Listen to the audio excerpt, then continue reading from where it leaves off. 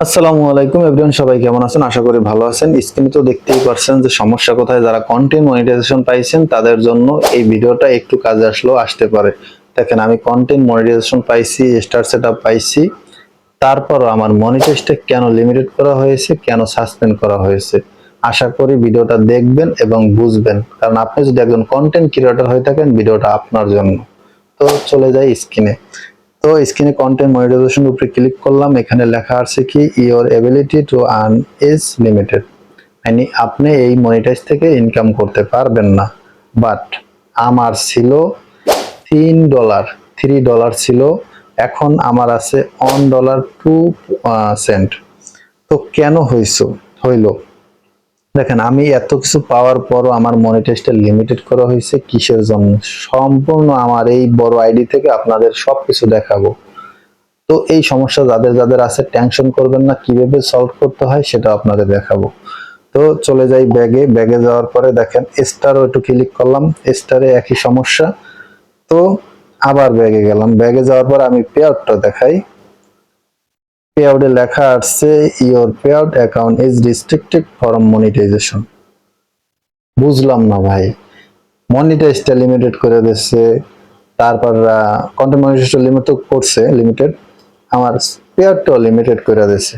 তো সেটা করছে কেন সেটাও আমি বলতেছি, লাস্টে বলতেছি। ভিডিওটা ধৈর্য সহকারে ভিডিওটা দেখেন।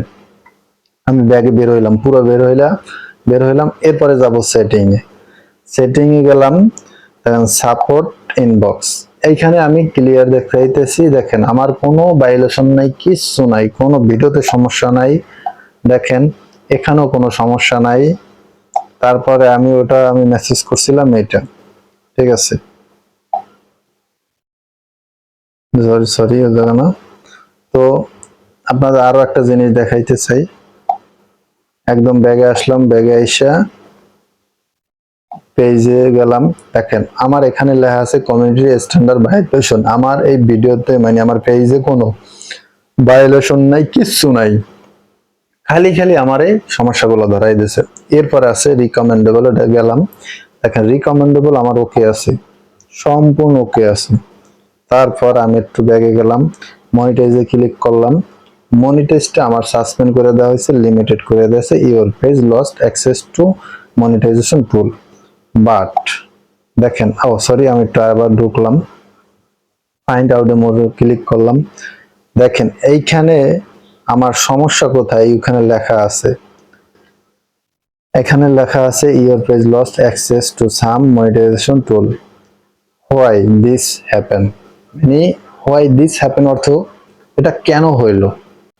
তো প্রিয় ভাই, আপনারা যারা এই ফেসবুকে যারা কাজ করেন, সর্বপ্রথম বলবো পে আউট অ্যাকাউন্ট আপনি ঠিক মতো সেট আপ করবেন। আপনি যদি না জানেন, আপনি আরেকজনের দিয়ে যে জানে তার কাছ থেকে সেট আপ করাবেন।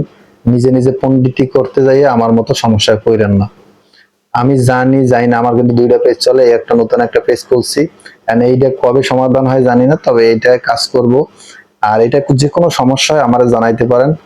আপনারা বলতে পারেন আপনি এত পণ্ডিত, আপনি কেন কট খাইলেন? হ্যাঁ, কট আসলে কোনো সমস্যা নাই, যেই সমস্যা ফেসবুক দেয় আবার সমাধানও ফেসবুক করবে।